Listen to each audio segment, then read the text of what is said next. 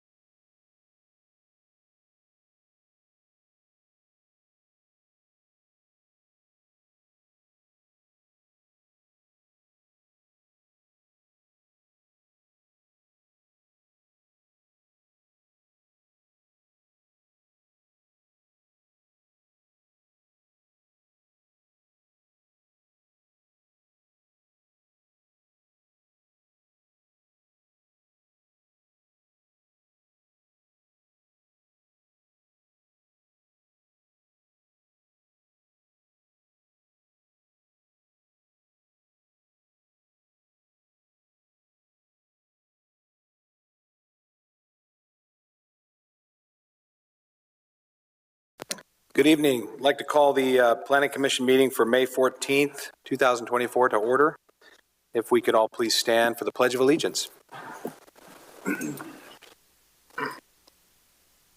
allegiance to the flag of the United States of America and to the republic for which it stands, one nation, under God, indivisible, with liberty and justice for all.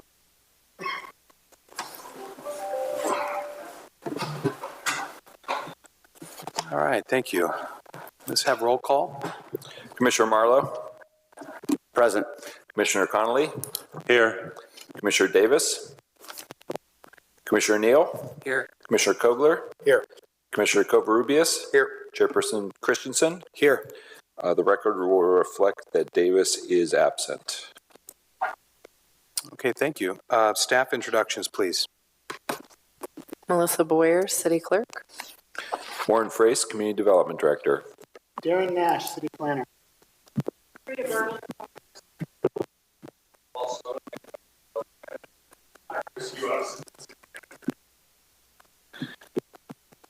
Great, thank you. All right, moving on. Are there any general public comments regarding matters not on the agenda tonight? Do we have anybody on the line? No, sir. Thank you. Okay, we'll close general public comments there and then move on to the agenda items proposed. Are there any table to be rescheduled? There are none. Thank you. Okay, so let's move on to the public hearing for the refiling of track 3047-2. Yes, Mr. Chairman, members of the commission, this is a request by Ryan Jeffrey for a refile of Development Plan 1804, Investing Tentative Map 3047-2. This is a request for a refile of the entitlements of the development plan and the tentative map. Phase 1 is 21 units, which has already been completed. Phase 2 is 74 units, which is pending with this project. So this is a project on North Spring Street, corner of 34th and Spring. You can see the liner building along Spring Street. That's a mixed-use building with commercial storefronts below and 21 residential units above.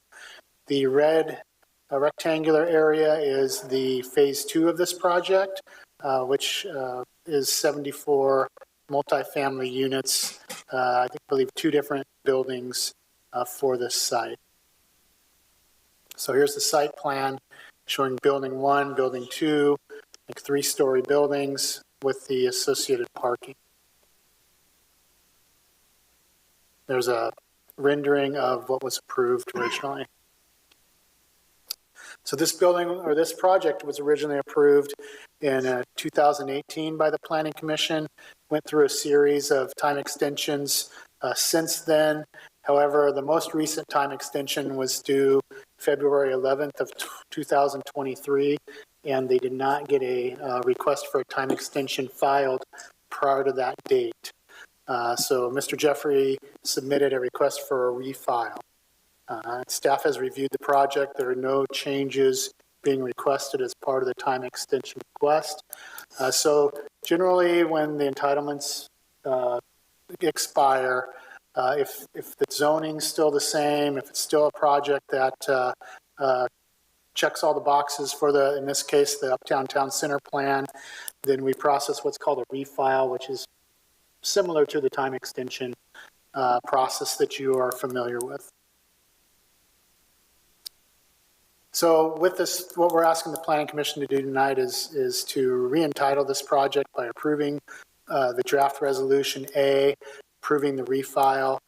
This would go for the development plan along with the tentative map, and all the conditions of approval with the previous project would stay in effect. And then that would then put a 2-year timeline from the approval time. So they have 2 years with this project, and at the time after 2 years, if they haven't pulled a permit to start building, they could request a time extension. It's my understanding, and Mr. Jeffrey is on the line, and maybe we'll get him to kind of give us some background. It's my understanding permits have been ready to issue on this project. I think through the COVID time, there was some uncertainty, so the plans have kind of been sitting. I believe they have a more recent grading plan going through the process, so the city is ready to help them get this project issued so we can start building it, because we still need the units and it's still a project that makes sense on this corner. And with that, I'd be happy to answer any questions. Great. Thank you, Darren. We'll start with Commissioner Neal. Do you have any questions of staff or the applicant? I do. Staff, I think I'm a little confused. Page 3 on the agenda, it says the item 4, since 2020, multiple time extensions were approved by the Planning Commission with the most recent deadline for February 11th, 2024. Should that be 2024 or 2023? It should be 2023. And then the next one says a time extension was not submitted prior to the February 11th, 2023. It should be 24. So it should So be 24 was the most recent timeline. Okay, and then so we'll need to make that change on page 41 of 111 and draft resolution A as well on the date? Correct. Okay, all right. And then the other question, does this kind of reset the clock for time extensions of a tract? Yes. So it would start off with that entitlement for 2 years. And then from there, it would then could start its time extension request. So I believe generally there are 5 to 6 years of time extensions available, but from time to time, the state mandates automatic extensions depending on the economy. So it's really fluctuates from year to year on how many extensions are over that span, how many extensions come apply. Great, thank you. That's it for me. Commissioner Cogar, do you have any questions of staff at this time? Commissioner Cogar-Ruiz? I do. Darren, hey, since they're refiling, Is there any point, let's just make the assumption that another extension is filed, because they've had numerous extensions prior. Is there, within the city program or process, do any of the documents themselves become stale, I guess, for a lack of a better way of putting it? I kind of missed the first of your question, but are you saying if they would have got a time extension approved Yeah. in time? Right. So, I mean, if time continues to pass, again, you mentioned COVID as being one of the factors for delay. Not sure if that's all that's been the issue, but let's say there's continued delays. I would assume, just like most processes, there's a number of documents that are provided. Do those documents ever become stale dated or have to be renewed, or what's that process?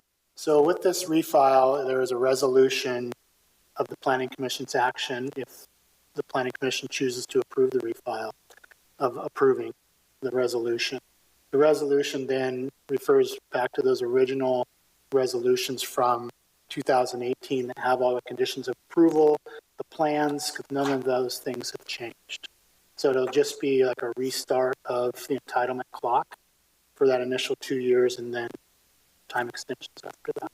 Okay. All right. No other questions. Thank you. Commissioner Pat, I'm sorry. Thank you, Chair Christensen. I had similar questions with regard to the review of the plans since this was first approved in 2018. There was certain design standards, city policies, and zoning requirements. And through extensions, my question is there, since during that time, city policies have changed, design standards have changed, is there a re-review of the submittal to bring it back to current standards, whatever those are with the city design standards and policies? So in terms of the Uptown Town Center plan and the zoning, the allowed uses, density, nothing has changed since 2018 for this area, for this site. So the project still complies with the Uptown Town Center plan. As the project goes through building plan check and through engineering review, there may be some things that brought up to more current codes. That would be done through that plan check process through the building department. The engineering department will take a look at the grading, that kind of thing. But I'm not aware of any specific changes in terms of the project or how it's going to look or lay out. So we spent a lot of time looking at changes to setbacks and changes to,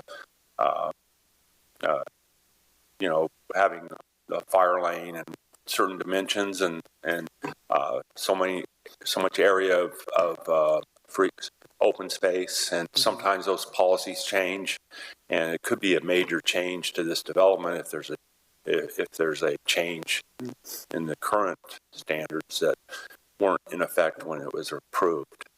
And so I guess my question would be, is we don't have to burden ourselves with those concerns. It would flush out sometime during the re-review? No, it's a great question because the Planning Commission over the past year or so has been seeing a lot of the zoning code update where we've been bringing things to you where there's changes in those things you're speaking of.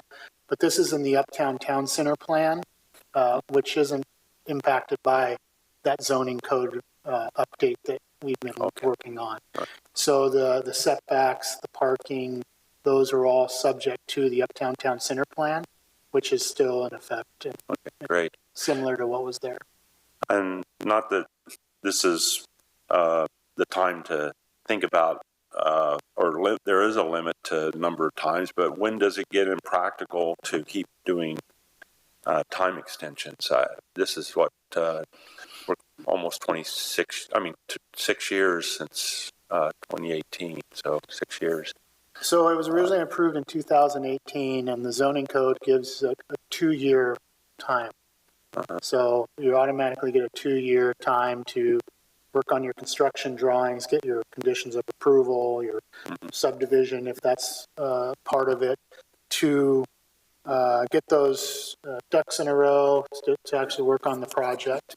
And then it's not uncommon for a project to go beyond a 2-year entitlement and need a time extension. We see time extensions pretty regularly throughout the year on different projects coming to the Planning Commission. So generally, there's anywhere from 5, 6, 7 years, depending on the project, depending on if there's any state mandates of time extensions that a project can And go for. maybe COVID is Sometimes I even say any map prior to a certain date gets automatically extended, and that did happen. So what we're seeing here, though, is they did not submit an application in time for that February 2024 deadline, which it then expired. So they're asking tonight for the Planning Commission to approve their project again. Yeah. Okay. So that starts out kind of with a clean slate, a new 2-year entitlement, and then they can ask for time extensions again. The time extension comes to the Planning Commission. And if there were reasons or findings the Planning Commission wanted to make to not approve a time extension, the Planning Commission has the ability to do that. Generally, that would happen if the project's gone so long where standards did change, policies changed. If this was an entitlement for a car wash that's been hanging around for so long, and we said, you know what? We don't want a car wash here. We'd rather have multifamily housing like the project you see tonight. Maybe a time extension, maybe the findings could be made to not approve a time extension. So there is that discretion by the Planning Commission when a time extension is. Thank you. And so this would extend it to expire May 14th, 2026? Correct. May 14th, okay. Thank you. And then they would need to file for a time, they would need to either get a permit billing pulled and then start building it, or if it's still haven't pulled permits, they would need to file for a time extension prior to that May 14th, 26 date. Okay, thank you. Thank you, Commissioner Conley. Commissioner Marlowe, do you have any questions for staff? I do not have any questions for staff. Great. I think at this time, maybe we hear from the applicant. Is Mr. Jeffrey on the line? Yes, sorry, I am here. I want to thank you guys for taking the time to review our request. I know that the project has taken a lot longer than probably anybody hoped to get underway. We're actively working on the last phases to record the map. With title, I know that North Coast Engineering is working with city engineering on the last plan check corrections on the public improvement plan. I believe we've already been through the building department for one of the 2 buildings. And we're hoping to be able to record the map within the next month or 2 and get underway. During COVID, there was a lot of uncertainty in the financial markets, and then the cost of construction kind of went through the roof as well, as you're well aware of. And then subsequently, interest rates have been impactful in order to gain construction financing. But we feel like we're at the tail end of that, and we are requesting that you offer some grace and keep this project going, because we would really like to see it come to fruition, as well as I think it would be a benefit to that side of town. As Darren mentioned, we already have the 21 apartments on a part of that lot, and we have a grocery store and a laundromat and pizza restaurant and bakery and services that are, I think, improving the community up there. And the new multifamily would not only help those businesses thrive, but I think just add to the cost-effective housing for the city. Okay, thank you. Do any commissioners have any questions for the applicant? Seeing none. All right, we will take this out for public comment. Is there anyone here tonight that wishes to speak on the item? Seeing none, we'll close general comment, public comment. And do we have any discussion amongst the commissioners? Any further discussion or a motion? I'd like to make a motion. Go ahead. Sorry about that. I'll make a motion that we approve draft resolution A, approving the request for a refile Plan Development 18-04, amending Phase 2 of PD 13-001, and vesting tentative track map 3047 Phase 2. I'll second that. Commissioner Marlowe seconds. Did we want to make sure we got those added changes in there? Yeah, I would like I believe to- the date, I would correct? like to suggest on page 41 of 111, attachment 4, draft resolution A, fifth paragraph, changing February 11th, 2023 to February 11th, 2024. Roll call. Commissioner Covarrubias, Aye. Commissioner Marlowe, Aye. Commissioner Connolly, Aye. Commissioner Neal, Aye. Commissioner Kogler, Aye. Chairperson Christensen. Aye. Motion passes 6-0. Great. Thank you, Mr. Jeffrey. Thank you very much. Moving on, City of Paso Robles General Plan Annual Report. Yes, Mr. Chairman, members of the commission. So this is the 2023 annual report. I believe this date is correct. We're reporting, on 2023, and the city is required to report this to the state for what happened over 2023 for the springtime of the year after to get those in. So Darcy Delgado, our associate planner, has put this together. She is ill today, so she's not able to make it with us, so I'm filling in for her. So I'm going to go through her slides here. There's quite a few slides, so I will just kind of go through them, but generally what we're going to do is just kind of go over the different elements of the general plan and how the city has worked on various projects and policies to help satisfy those general plan elements and goals. So as you know, the general plan has various elements. There's a state requirement that the cities have general plans. They set up the land use policies, the zoning, capital improvements, building permit consistency, and there's the 8 sections, the 8 elements. The 2023 annual report of the general plan, the requirement to report the status of the general plan. The status report must be considered by the Planning Commission and the City Council. So tonight, what we're looking for is a recommendation from the Planning Commission to the City Council, and we'll be giving the City Council an update on this general plan update. And the city must report to the State Office of Planning and Research. So the status report that we're going through tonight, a lot of it has to do with the housing element report. Then there's other general plan elements that have some updates as well.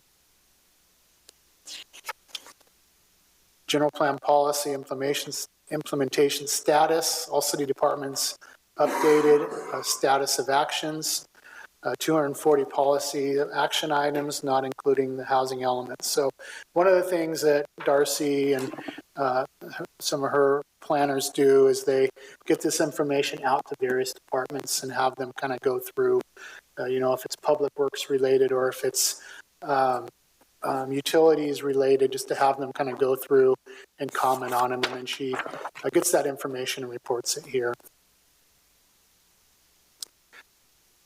In the red there, what she's indicating out of the 240 policy action items is 128 action items are ongoing, 88 action items are complete, 19 are in process, 5 are not yet scheduled for implementation.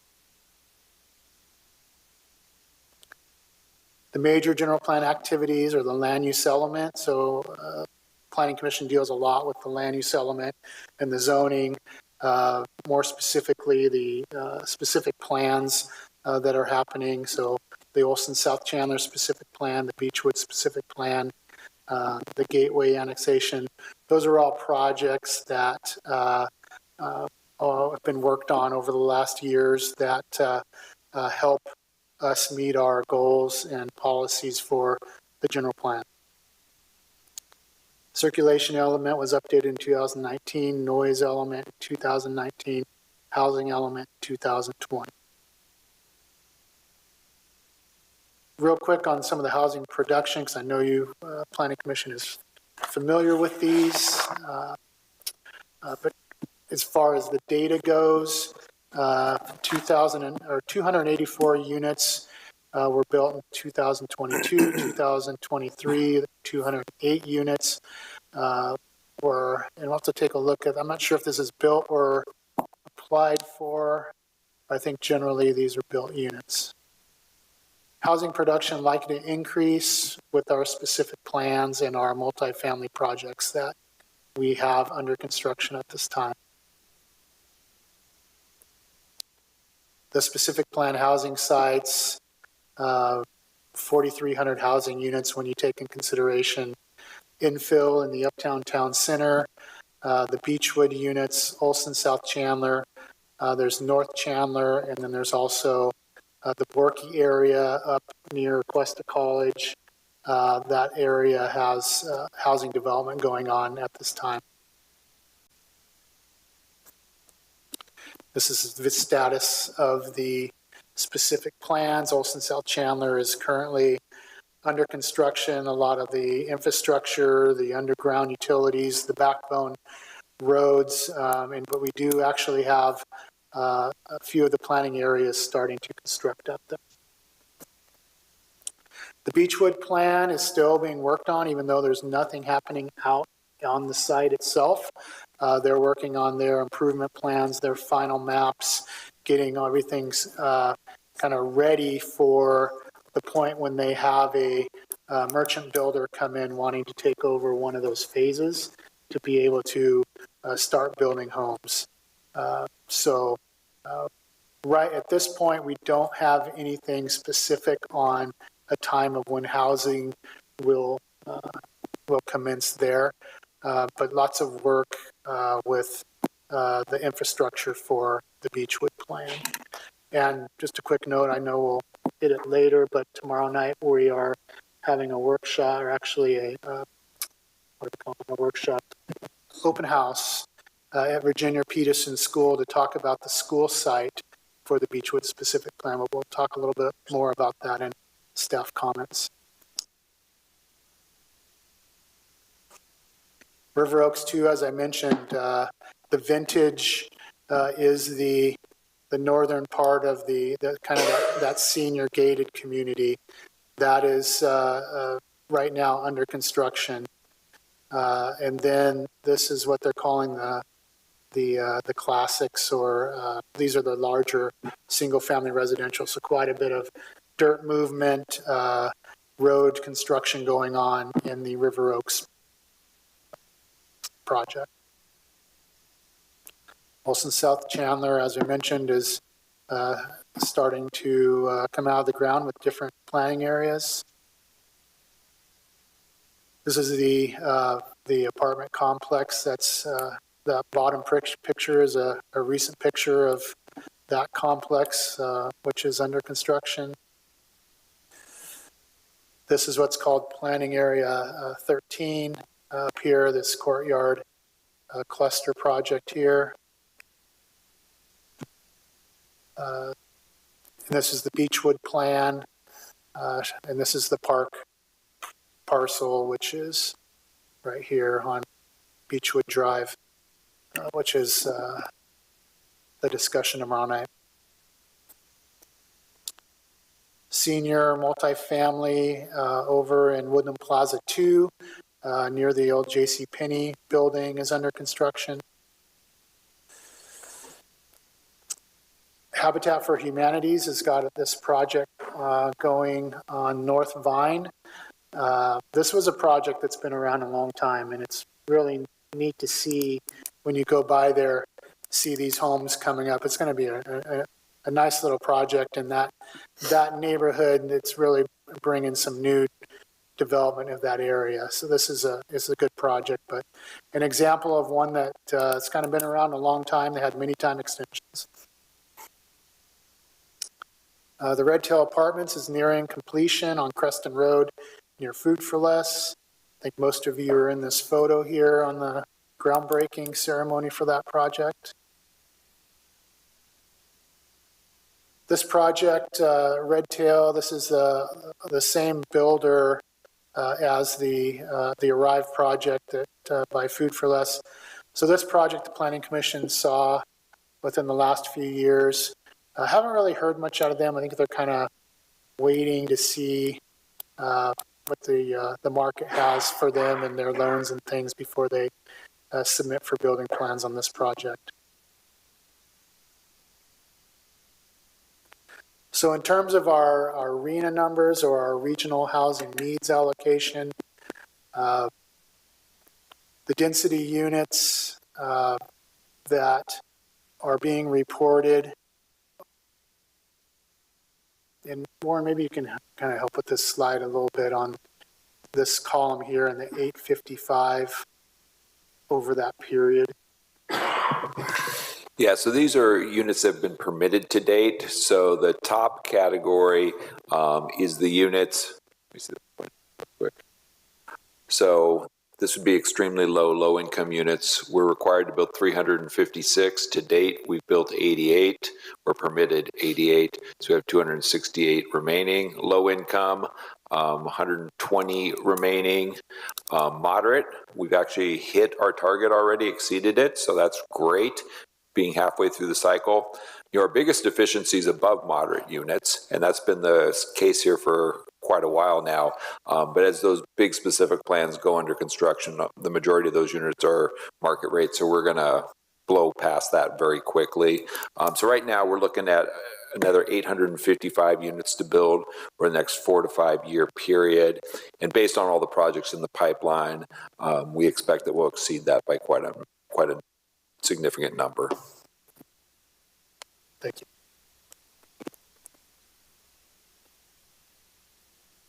I think this is more of the same information indicated. So as Warren mentioned, with specific plans, and we are being asked by these developers, these different projects, to get the permits ready, as quickly as possible. So it looks as though the developers are out there wanting to get permits in and get things going. We know the River Oaks project, we were told that they probably have 30 people waiting with deposits paid for homes to be built on that second phase of that vintage project.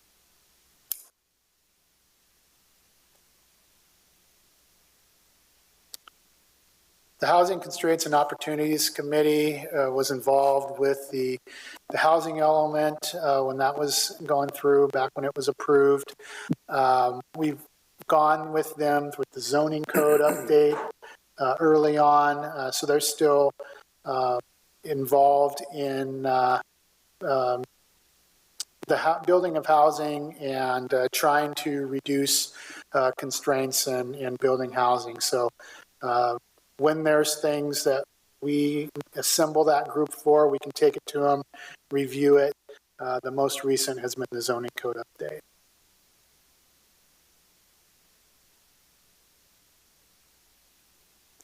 So as part of the summary, that 98% of the general plan policy actions are complete, ongoing, or in process. The housing element 6 cycle is 1,446 residential units. With the different bullets there on the different types.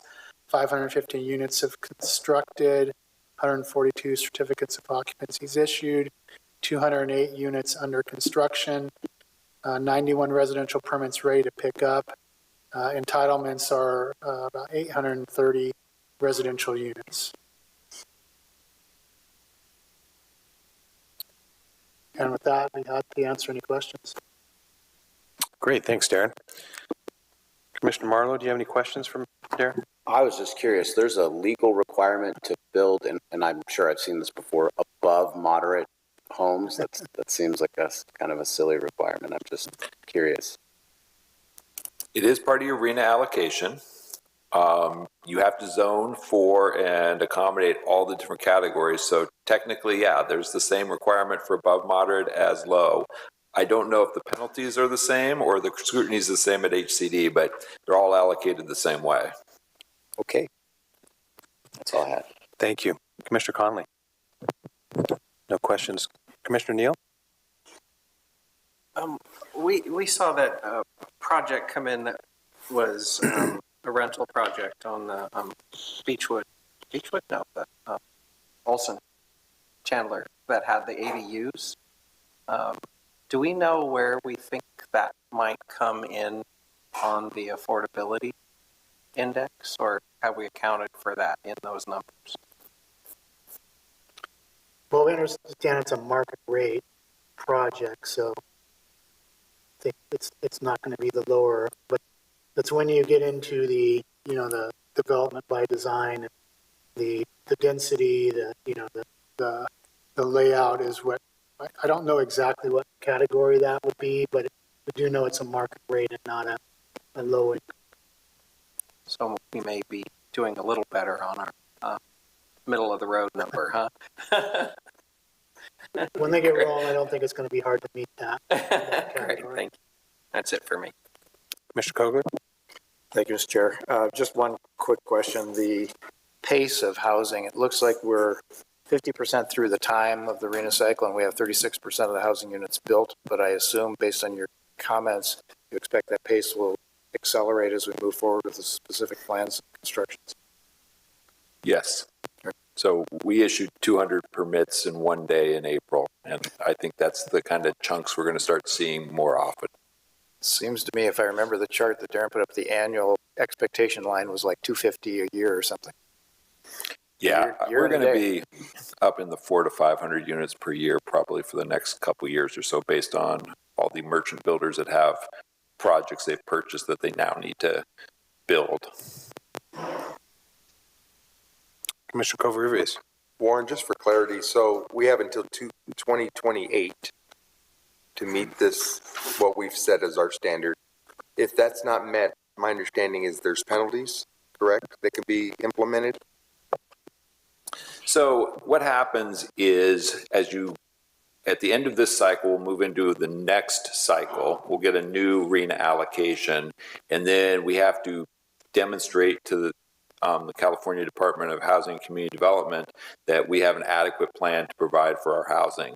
They will look at how you did in this cycle when they're analyzing your housing element in the next cycle. So the better you do, this cycle, probably the easier certification process is in the next cycle. If you have a real problem with HCD and you can't get a certification, you basically lose control of a lot of your zoning authority, and projects just happen by right. That's really the ultimate punishment, is that your ability to control what kind of projects get built in town is significantly restricted if you don't have a certified housing element, and you only have a certain amount of time. There's a number of Southern California cities that are dealing with that right now. So it's becoming a big issue. So you definitely want to do as well as possible so that your next cycle goes as smoothly as possible. That makes sense. All right. Thanks for that clarity. Appreciate it. Great, and I have no further questions, except one. Do you need us to make a motion on this for the recommendation to council? Okay. Yes. Do I hear anybody with a motion? Oh, thank you. I apologize. Is there anyone for public, let's open up public hearing for this at this time. Anybody on the line? Hearing none, we'll close public comments and bring it back to the commission. Any further discussion? If not, do we hear a motion? Mr. Chair, I'd like to offer a motion that the Planning Commission recommend approval of the 2023 General Plan Annual Report to the City Council. I'll second that. Commissioner Conley. Roll call. Commissioner Kogler. Aye. Commissioner Connolly. Aye. Commissioner Marlowe. Aye. Commissioner Neal. Aye. Commissioner Covarrubias. Aye. Chairperson Christensen. Aye. Motion passes 6-0. Great, thank you. Moving on to discussion items. Do we have a presentation on the E12 sales tax renewal briefing? Wonderful. Good evening, Chair. Planning Commissioners, Chris Hewott, Assistant City Manager. Good to be back in front of you. A little bit of a deviation from your normal routine with this presentation, but we thought it was important to get this topic in front of each and every advisory body of the city as we can, along with community stakeholders. And the topic is the future of road repairs in Paso Robles. I won't spoil the presentation. I'm here tonight with Public Works Director Frida Berman, who's going to lead you through most of this. But essentially, Measure E12 is a local half-cent sales tax that was approved by Paso Robles voters in 2012. And that's coming to expire here next year. And so this presentation walks you through how we're currently funding road repairs, the needs that remain, and what the future looks like. So with that, without further ado, I'll turn it over to Ms. Berman to walk you through.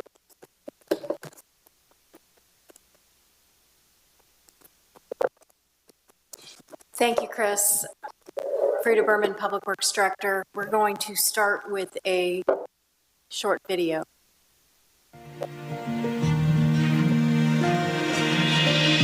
E12 truly has transformed our ability to improve the road conditions throughout the city. They're used every day from emergency services, police and fire, public works, sanitation. Everything depends upon well-maintained roads. 2012 was when the E12 sales tax override was initiated by the voters in direct response to the poor conditions of the roads. The voters decided to put in a half-cent sales tax override, which is directed solely to roads. We have about $6 million a year in dedicated revenue that's solely spent on roads. Tourism pays for the majority of that through sales tax. I live on Putter Avenue here in the Country Club States. The roads were falling apart. Me and my daughter loved to longboard, skateboard a lot. The roads were so coarse and you couldn't do anything like that. Now that the roads are repaired, people are a little more happy living here in this neighborhood. Hey, Frida, it's Elizabeth. When I go on the road with my friends or my parents now, it's not super bumpy anymore. There's no potholes anymore that you fall into, or we can just cruise. The people I work with on the committee from the city have been very professional in providing the necessary information to verify what they're doing as according to the goals. I can tell you that the money is being spent appropriately, that aligns with the city goals and objectives. Our city council, they do listen to the community. When the community sees their tax dollars getting used for what we voted for, it gives a good feeling. The streets are very important to have as a beautification of your city. Paso Robles has civic pride, and it's reflected in everything that we do. And I'm super excited about the prospects for the future.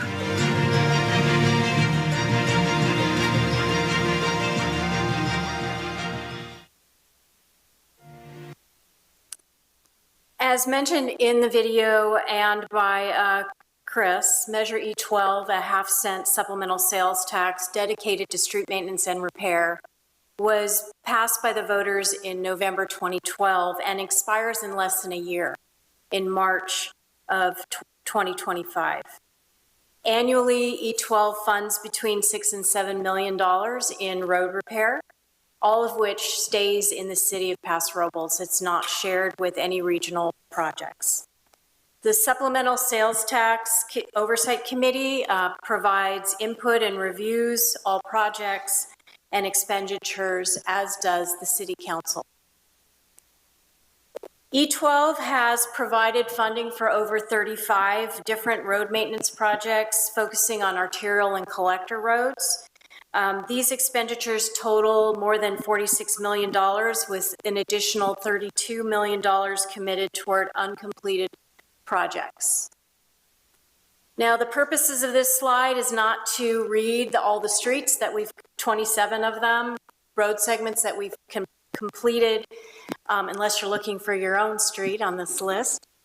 But we have completed 27 E12 funded projects. We have 15 other projects underway, and only 2 projects remain: resurfacing the 13th Street Bridge and Niblick Bridge and Melody Drive.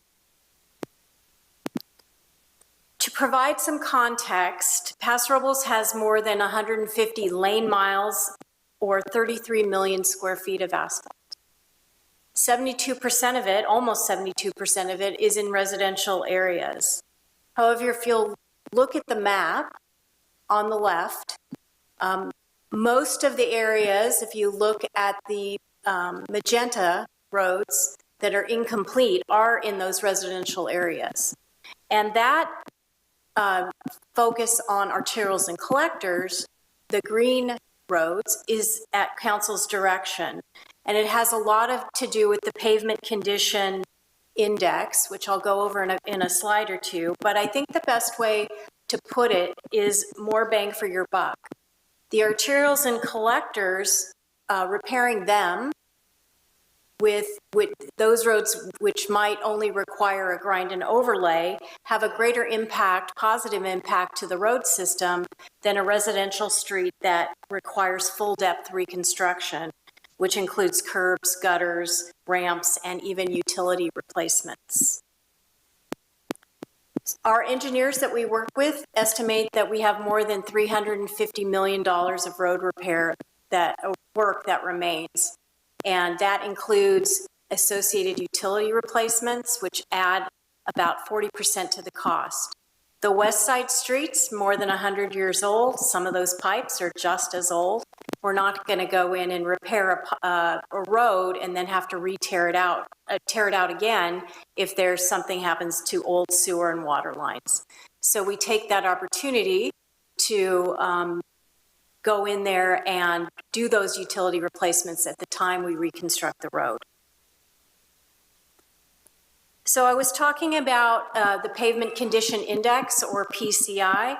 PCI is a number between 0 and 100, with 100 being best, that grades a condition of a road. When we started the E12 projects, the PCI in Paso Robles averaged under 50. Now with 11 and a half years of E12 projects, the average has increased to 55. You can see on the slide that the west side PCI is 47, indicating those residential streets that we haven't touched, and the east side has increased to 61. And you'll probably ask why that hasn't gone up faster, and the reason is that the current model we're using for funding road repair, that $6 to $7 million a year, is focused on that repair. It is not focused on maintenance. And if you do things according to the way things should be done, you should go back and touch a road every 5 to 10 years. Because the minute you leave a road, like when a car leaves a lot, when you repair a road and you leave it, like a car leaves a lot, that road starts to deteriorate. And we should be going back every 5 to 10 years with a slurry seal or something similar to maintain the condition.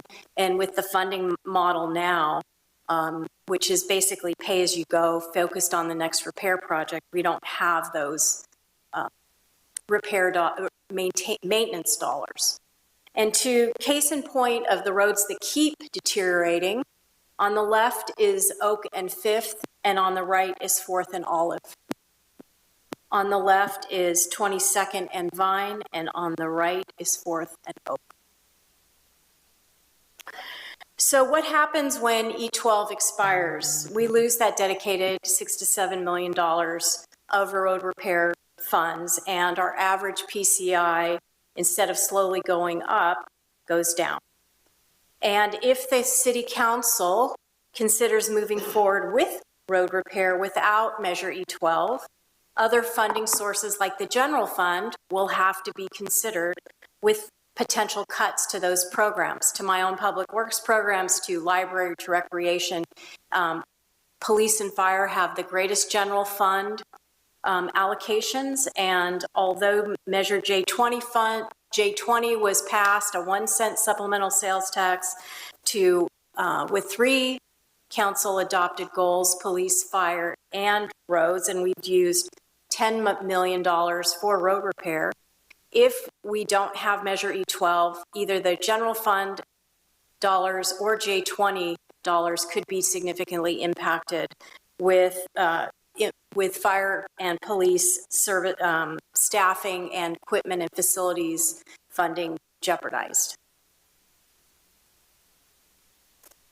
At the community and city council goal setting meeting in early March, we presented the council with 4 potential models to consider with the impending E12 expiration.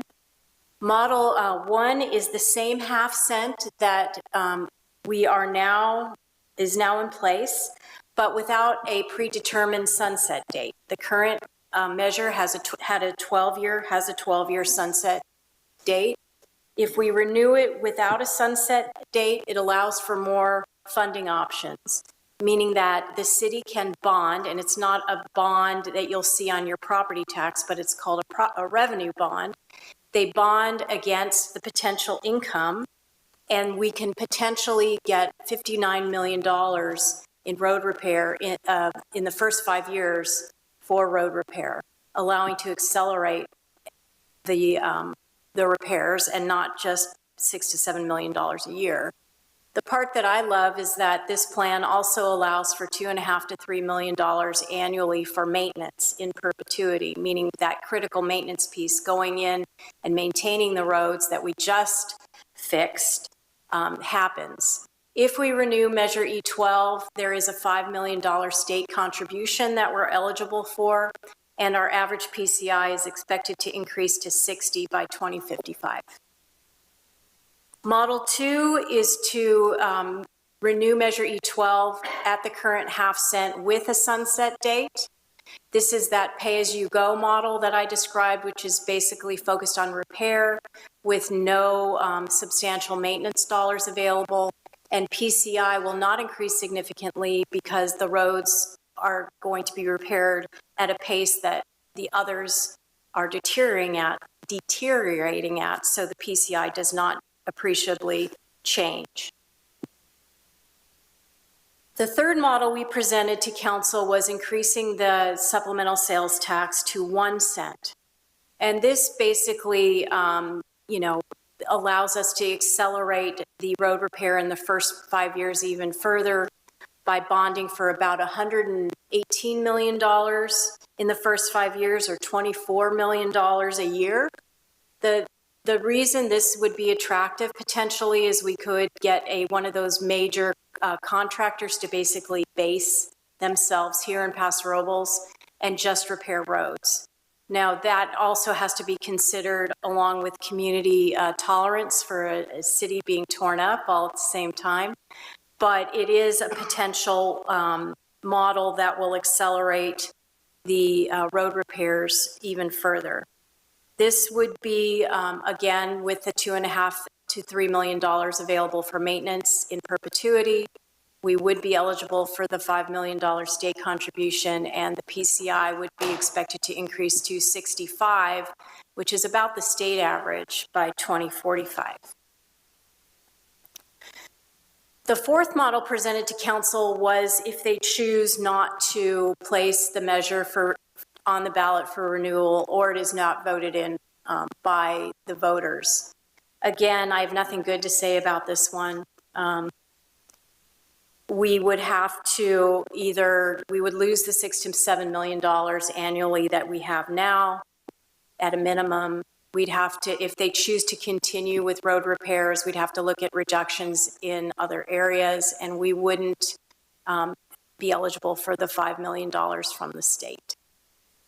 And with that, I will turn it back over to Chris to go over some sales tax information and polling. Just a couple more slides to share with you. So one of the questions we received as part of the process is, what does this mean for the consumer or a visitor that's coming here and purchasing taxable goods? So it's hard to measure out from an annual household standpoint, only because everyone has different spending habits. If you buy a car every couple of years, paying a little more sales tax than if you're predominantly buying groceries and going out to eat once or twice a month. So in this case, what we did is looked at some different purchase levels. And today, this is just for Measure E12, which again is a half-cent sales tax. This is not inclusive of all the sales tax you pay. But for Measure E12 today, at a $100 purchase, you're paying 50 cents. That goes directly to the city. If renewed at a half cent, that 50 cents would continue at that same level. And then, of course, if it's increased to 1 cent for a $100 purchase, that amount would go to $1.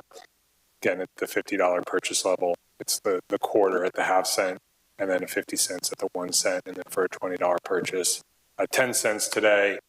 If renewed at half cent, it would be 10 cents, and then goes up to 20 cents if the council moves a 1 cent to the ballot and the voters approve that.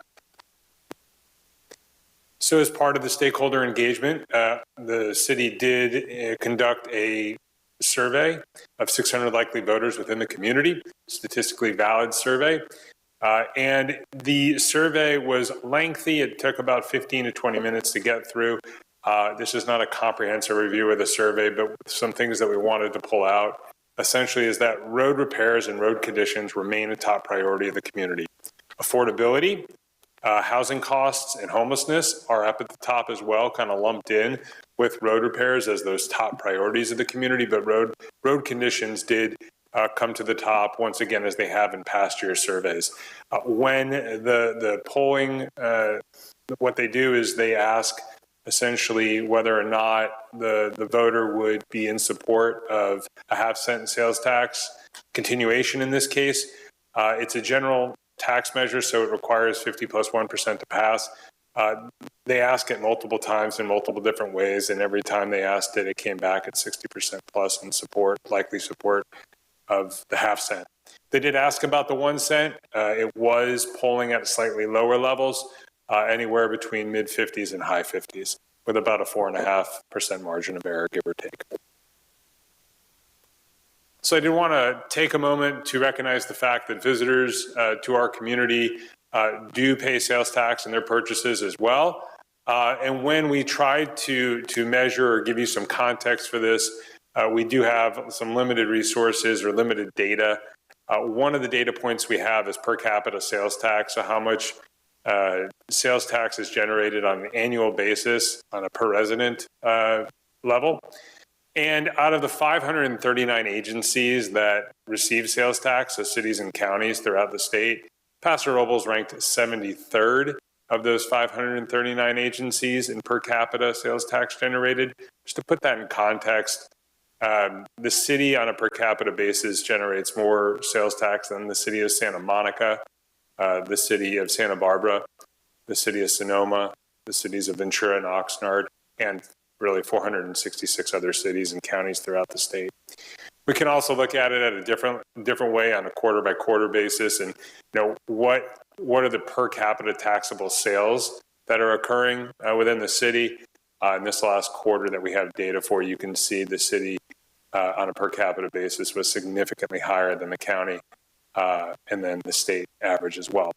We also like to note, because we do get the question, that hotel tax, whether or not that's a one-for-one or a potential replacement for roads funding or for a sales tax, and really the answer is no for two different reasons. One, the city's hotel tax right now generates around $10 million a year. That funding goes into the city's general fund to pay for services like PD, fire, library, parks, those sorts of things. So certainly that could be reallocated, but it would be with an opportunity cost. There would have to be something given up, likely in the realm of staffing and services in other areas to do so.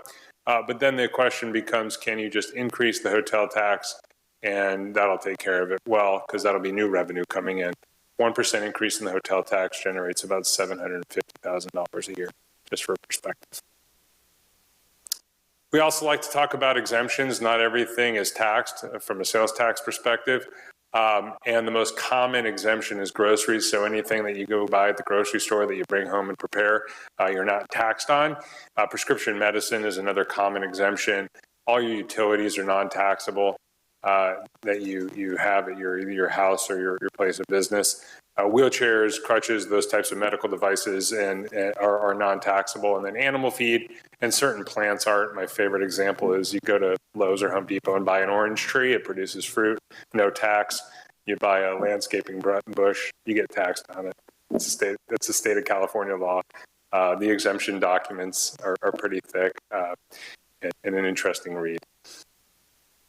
Just a quick recap, Frida's mentioned this, but we'd like to essentially end with this, is that we measure E12 will sunset next year.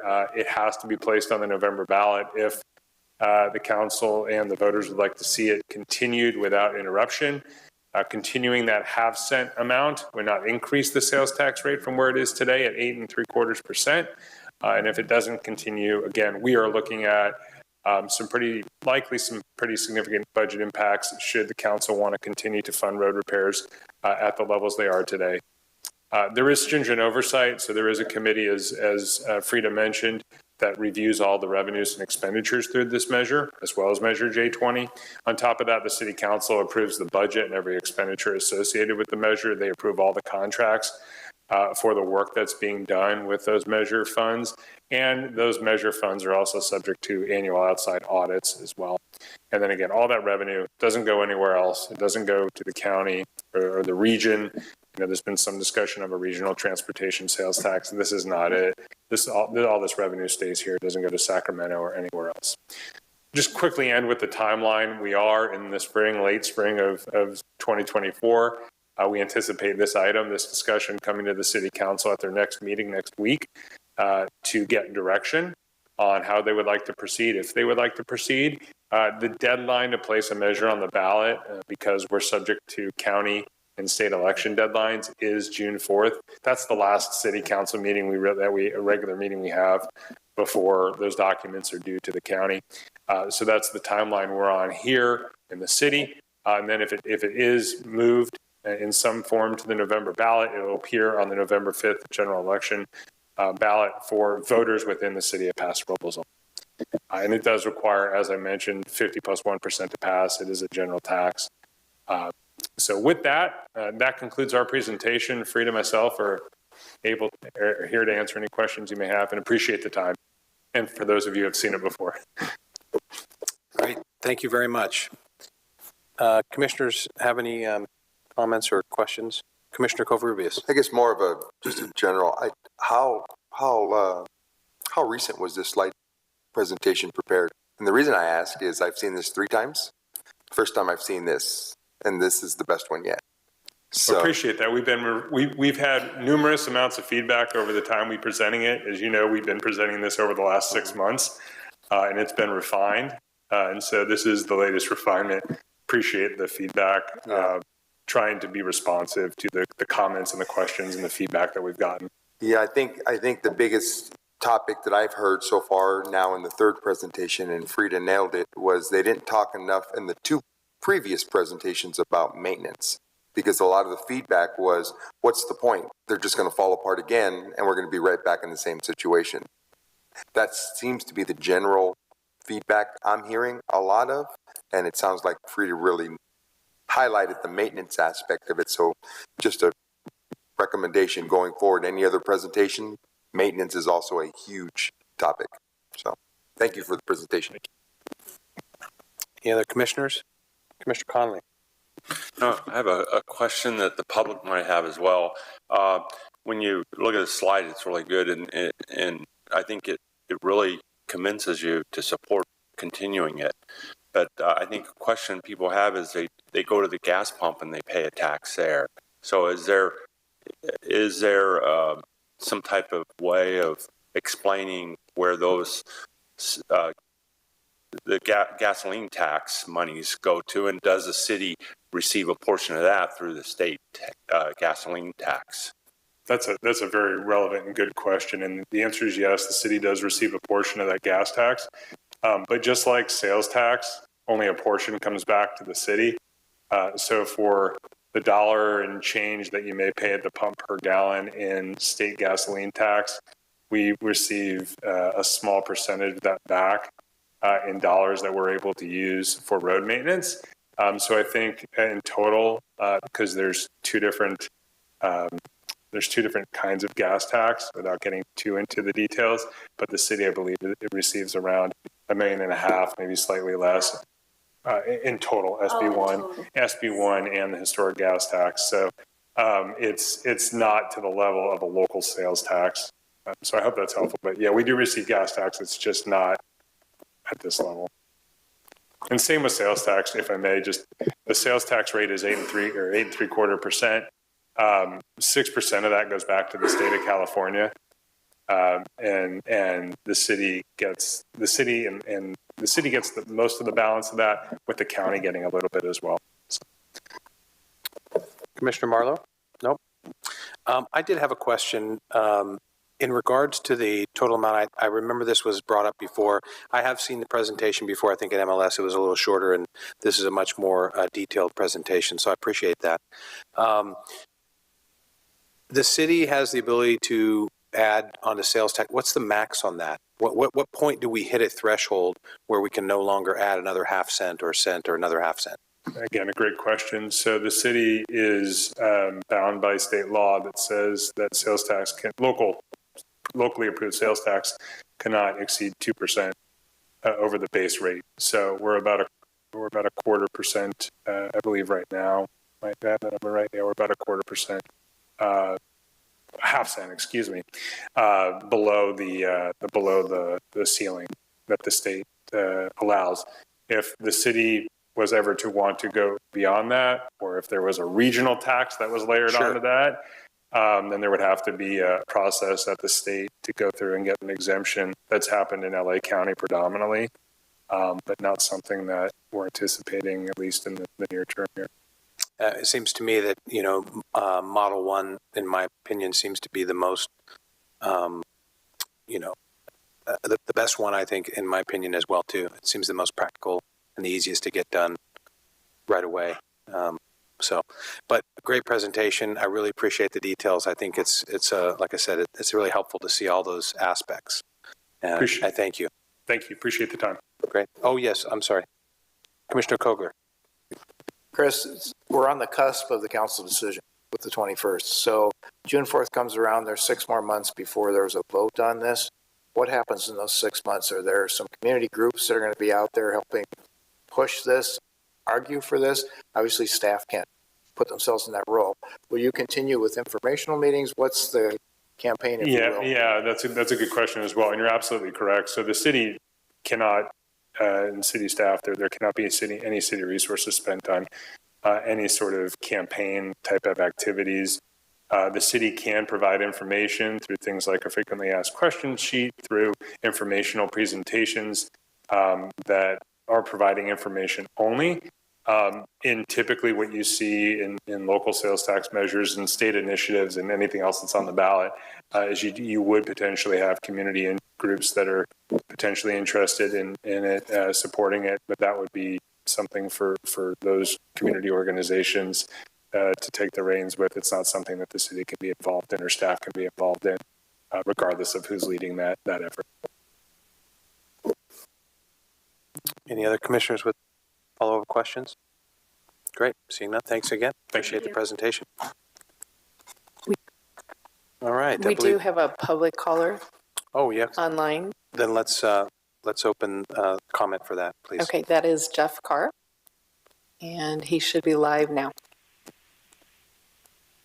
Yeah, hi, this is Jeff Carr. Excuse me if any of this was discussed, because when you call in, you lose a little bit of this discussion, unfortunately. But my question was on the maintenance. I thought I heard it mentioned that there was no maintenance budget, but it often seems like a lot of the work that is being done with these funds is on maintenance. And I even find myself constantly trying to explain to people that, a slurry code is needed and the city's doing maintenance, and just because you have other streets that look worse, it is important to do this maintenance, but then now I thought I just heard anyway, that you have no maintenance budget. And then you talked about, well, if we pass this, we're going to get a certain amount of maintenance budget. I don't recall the number off the top of my head and not seeing the chart, but it was quite a bit lower than what I saw on the website, where I heard something like $15 million a year was needed just for maintenance. So I don't know if you could help me out with a little bit of that confusion. Would you like me to address that? Please, thank you. We do have a small maintenance budget now. We use funding sources like the gas tax for maintenance. It's the one kind of gas tax that Chris mentioned. It's only $500,000 a year.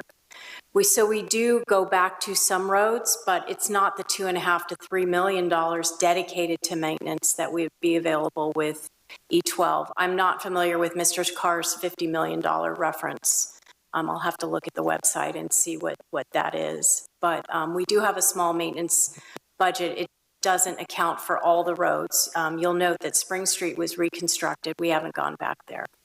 So this new program would allow us to have a dedicated annual maintenance budget that's solely for maintenance with a plan associated with it and not just project by project. Great, thank you. I got a quick question regarding maintenance. Commissioner Marlowe?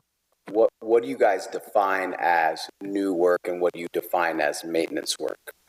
Because he mentioned that, oh, we're doing a slurry coat, which to me, that could be considered one of either, right? Good question. Slurry is called light maintenance. It costs about 6 to 10 cents per square foot.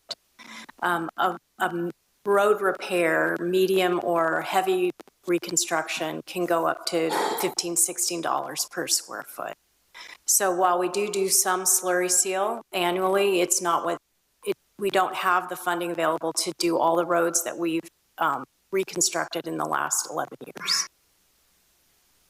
And then do we have a maintenance contractor, like a specific service agreement with a maintenance contractor? And then I guess just going a little farther into the new work, I just curious about how the selection process with contractors, but maybe that's an offline conversation.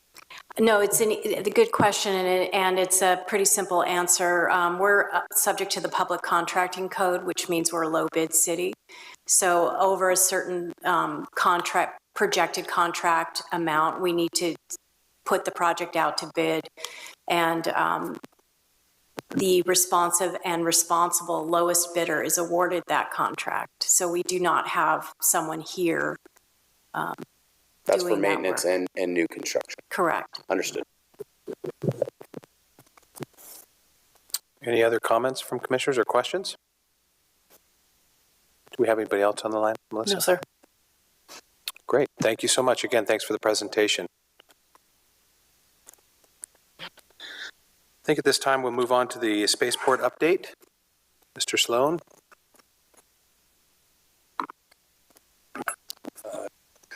Good evening, Chairperson Christensen and Commissioners. I'm Paul Sloan, Economic Development Manager. Thank you for the opportunity to present some information on the spaceport project and related topics. As you may recall, the timeline that has been shown to you previously for the licensing, the first several steps were completed, and then we became aware that the airport master plan was in need of being updated before we could add a spaceport designation to it. And that is a fairly expensive project. Fortunately, it's largely funded by grants from the FAA. So our airport manager quickly acted to get us on the list for a grant from the FAA. He was successful with that. That just went to council recently. And so with the funding from the FAA, that process can begin for updating the airport's master plan. It's about a 15 to 18 month process from the consultants you see with Kaufman Associates Enterprise Engineering, and that's getting started now. So as far as that part of it, the update master plan will probably run through the end of 2025. In the meantime, that's for the licensing side. And we're looking at things we might potentially be able to work with on the spaceport side in parallel, but largely it needs to be sequential, we're told. But we're exploring some things we might be able to do on the licensing side. When we started the project, as you see on the title, the parallel tracks, we also were working on the tech corridor, which is actually where more likely jobs would be located. So something you're certainly familiar with. We have a number of areas out in the airport area with projects in various stages of their development, making their way through the development process. And as they come to market, those will be very important for the steps with business attraction as we have business parks and tech parks that at some point will come to the point where we can start using those as attraction points. While this is also working its way forward, and of course all those will be coming through the Planning Commission, we are working on things that we can do. And one of the things that we have done out at the airport was we used just sort of like following up on the roads presentation, we use recycled asphalt from road repairs around the city to renovate access to a remote part of the airport. And we created a testing site where companies can test micropropulsion systems. There's Mayor Hammond on the left, and on the right with airport manager Mark Skandalis and a couple of engineers out there testing their projects. And this is something that we can use right now for business attraction for companies looking for a testing site. We currently have our first tenant out there, which is Stellar Explorations. On the left is Dr. Thomas Switek, the founder and president of the company. He's holding in his hands two examples of the actual micropropulsion rocket engines that he designs and builds for small satellites. His company he designed and produced the propulsion system for a NASA project called Capstone, which has been orbiting the moon for the last 18 months. And his team is currently out at the Paso Airport testing designs for part of NASA's Artemis project. So it's fun to say Paso does have a little piece of the plan to go back to the moon.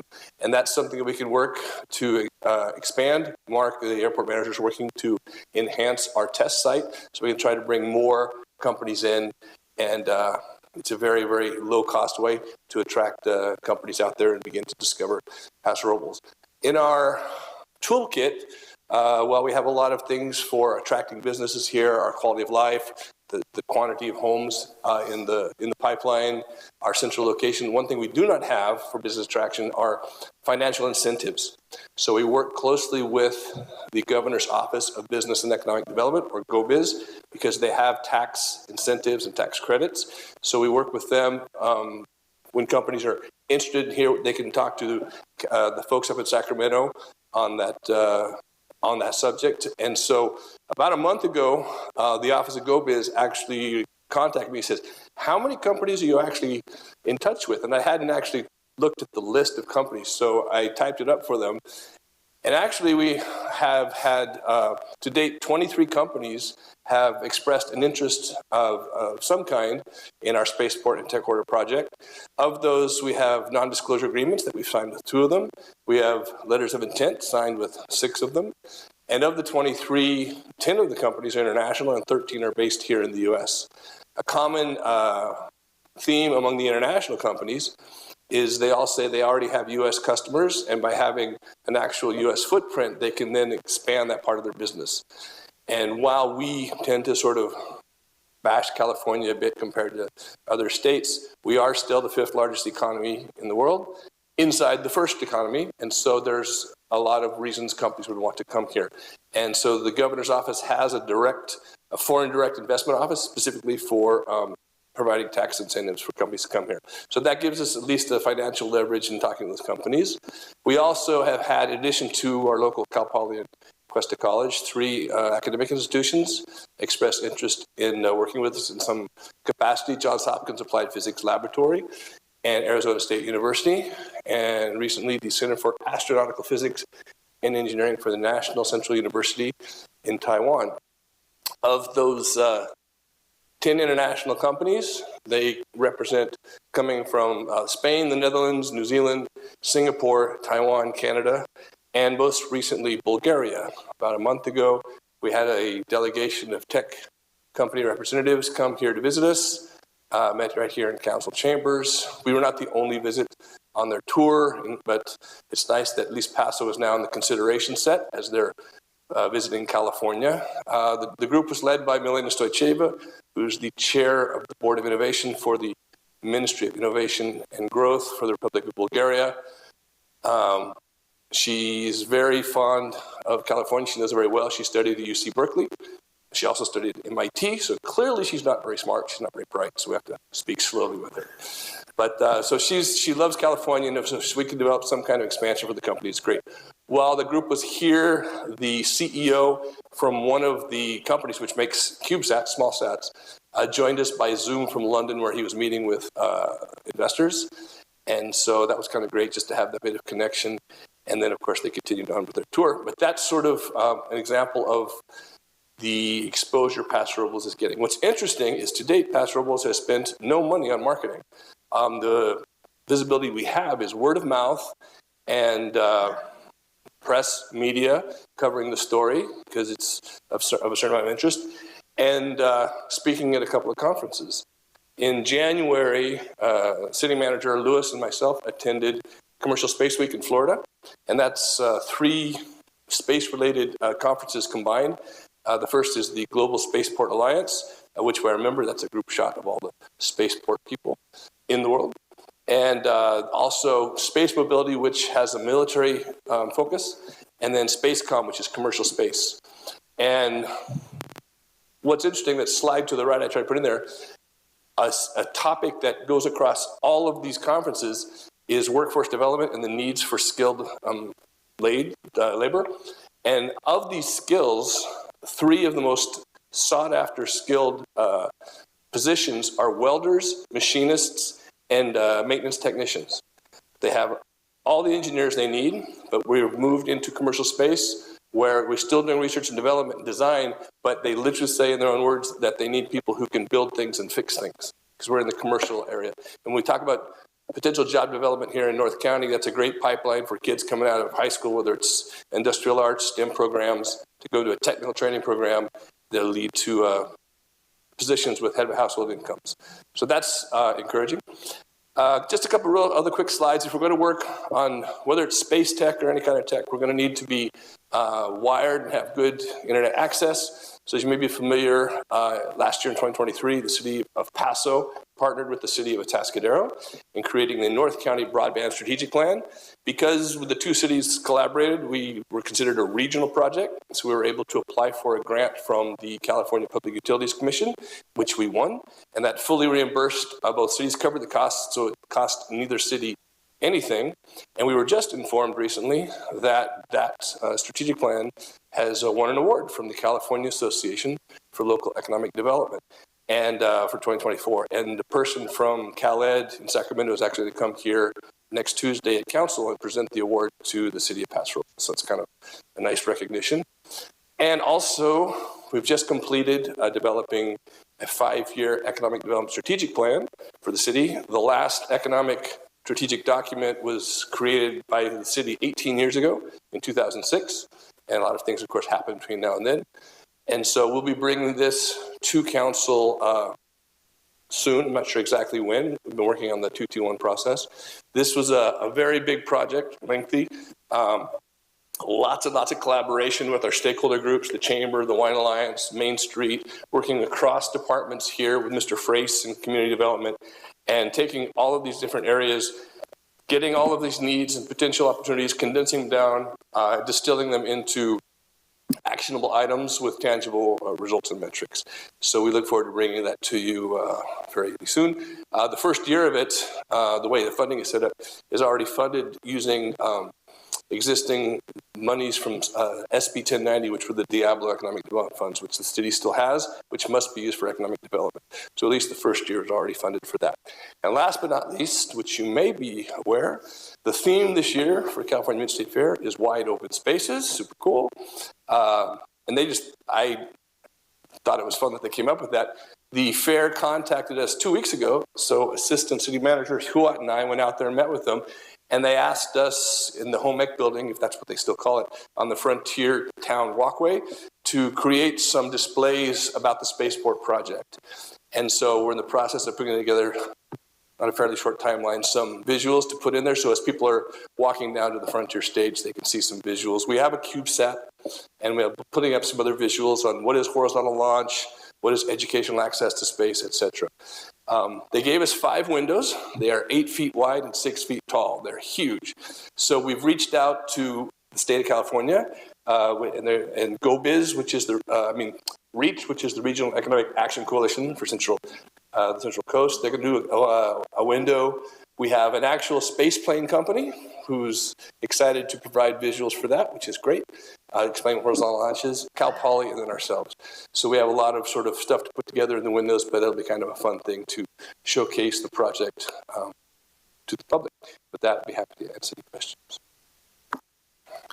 Great, thank you, Paul.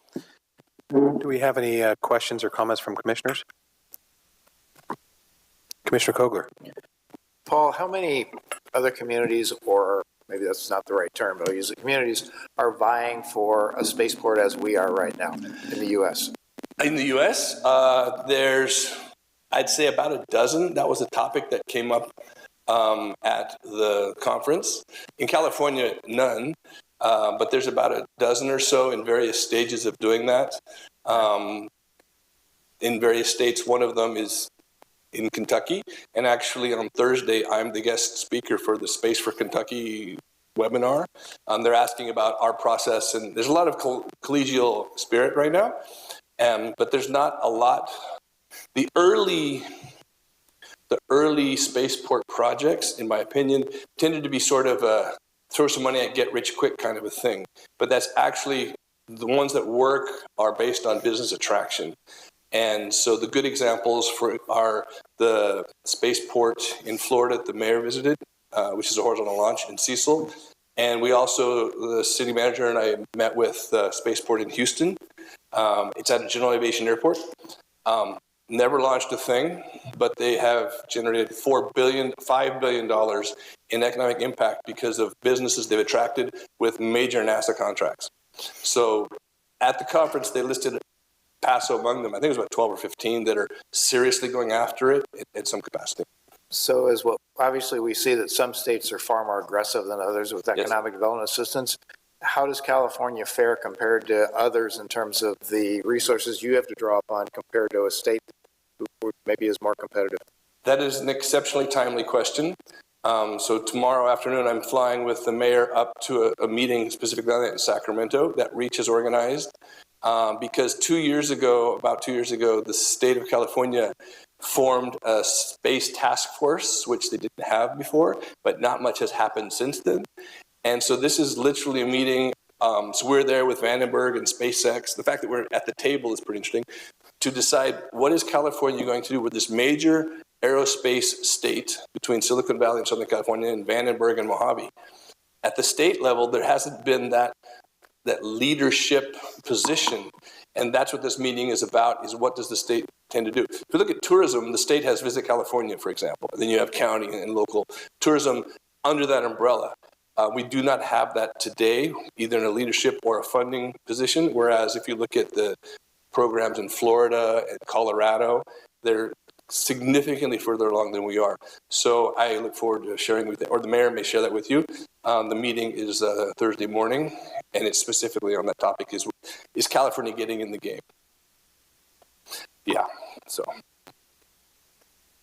All right. Any other commissioners have questions or comments? Thank you very much. Thanks, Paul.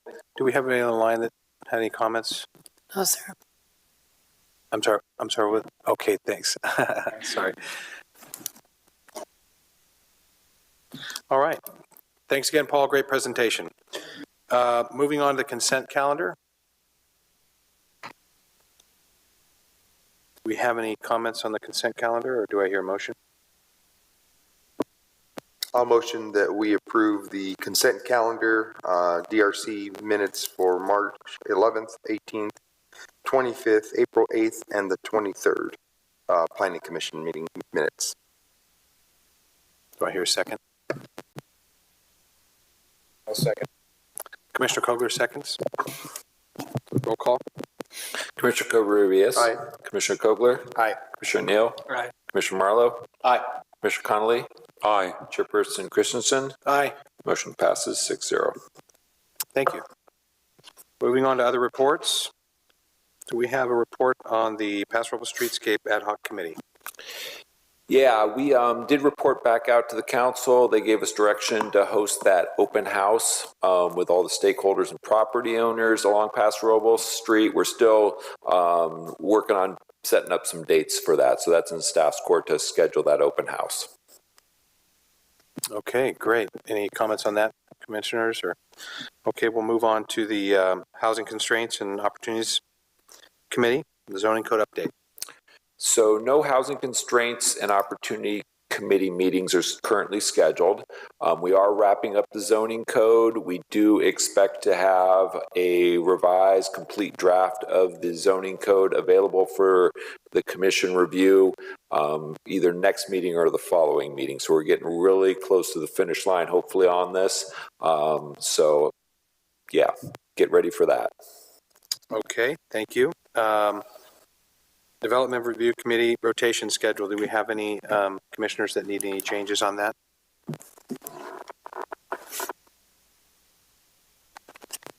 I'm hearing none.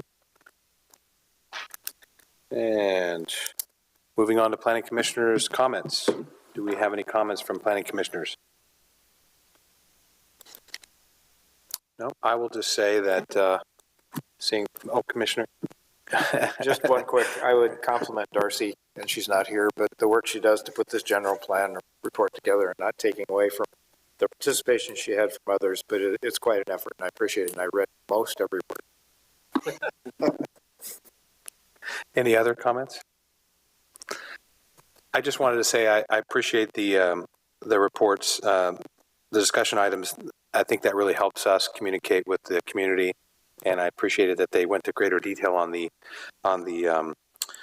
sales tax renewal tonight. I think that was truly beneficial, and I always appreciate the spaceport updates. I think that's always just fascinating and great for the city. So, seeing no other comments from commissioners. Oh, I'm sorry, Commissioner Conley. I just thought it would probably be covered by staff comments, but I did see on KSBY there's like an open house at Virginia Peterson for the park area of the Beechwood development.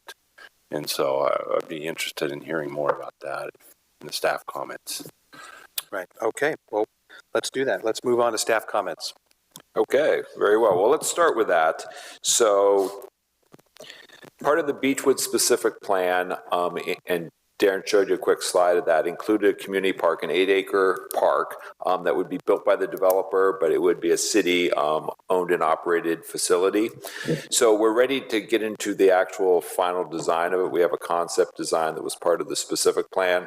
So tomorrow night at Virginia Peterson School, which is out there on Beechwood Ave, we'll be hosting a open house with the community at the school multipurpose room. And the purpose of that is to give everybody in the community the opportunity to come and look at the plans. There's going to be some different options for layouts of the plans, different facilities, different kind of thematic character elements. And it would just be an opportunity for the public to come, make comments, and then that'll get synthesized into a refined concept that then will go to the Parks Committee and then finally on to the City Council for basically kind of a formal endorsement, and then that will be the project that would go into design and construction eventually.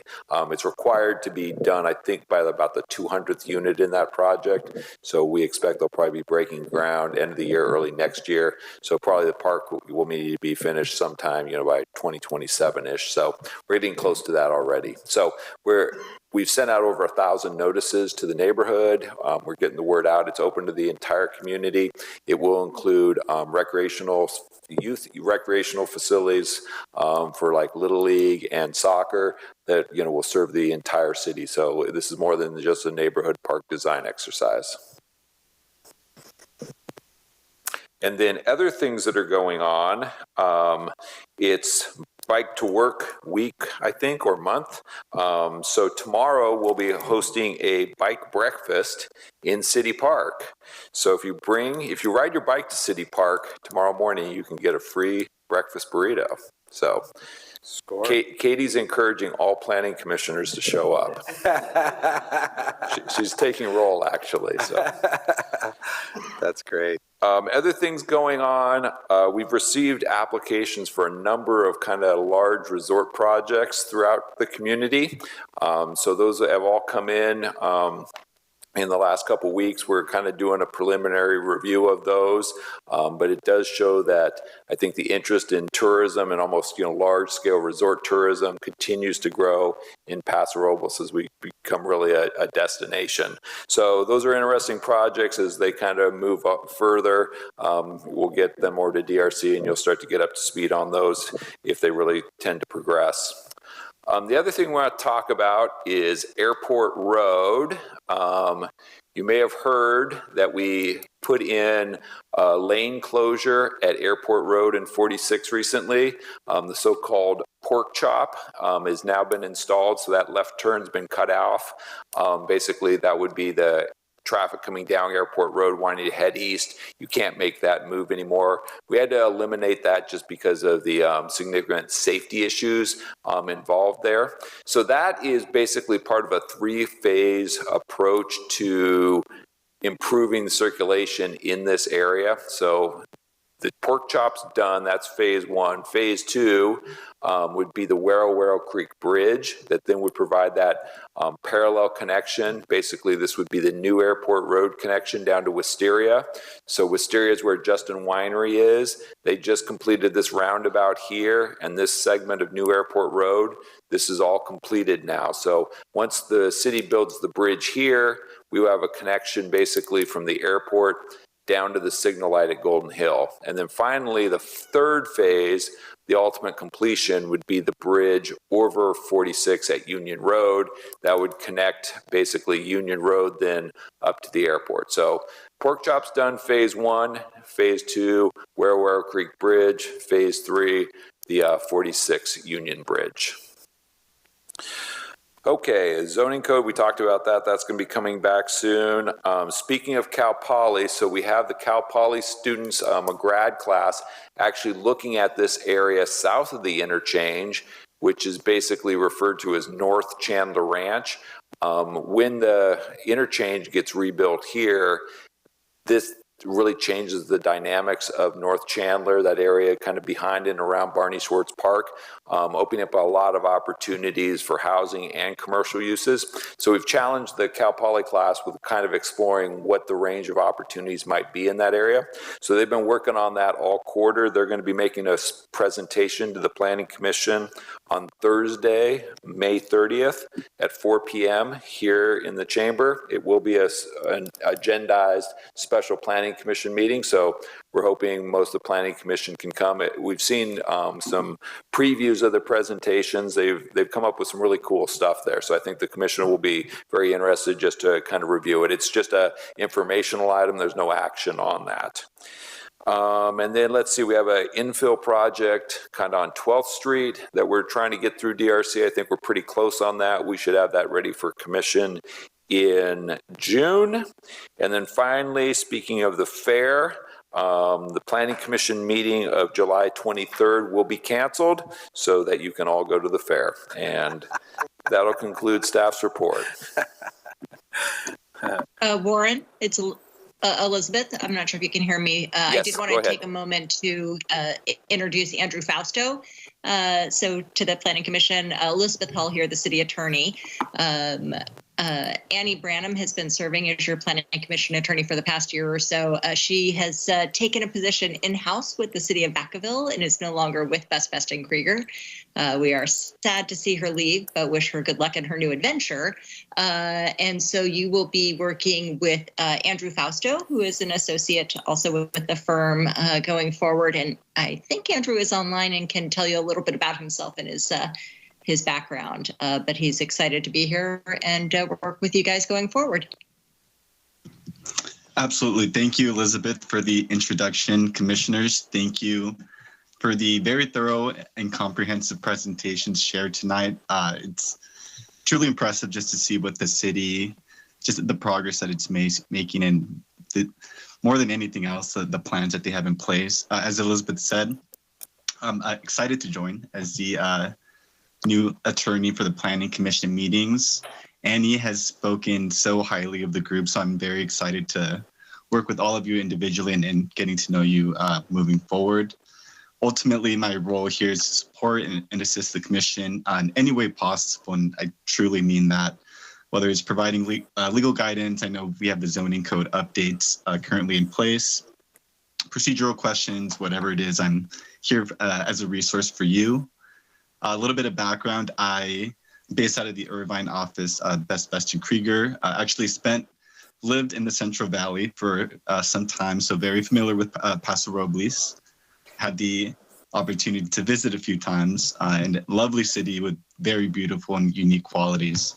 And so that's another thing I'm definitely looking forward to, is visiting Paso Robles once again.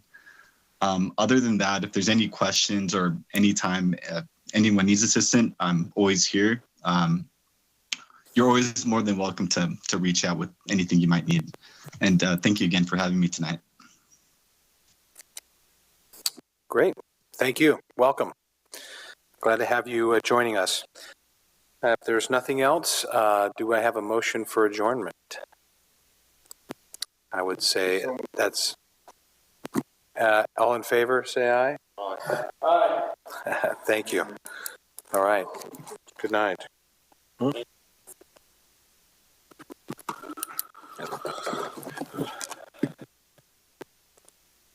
Who made the motion to adjourn? Cover Rubius.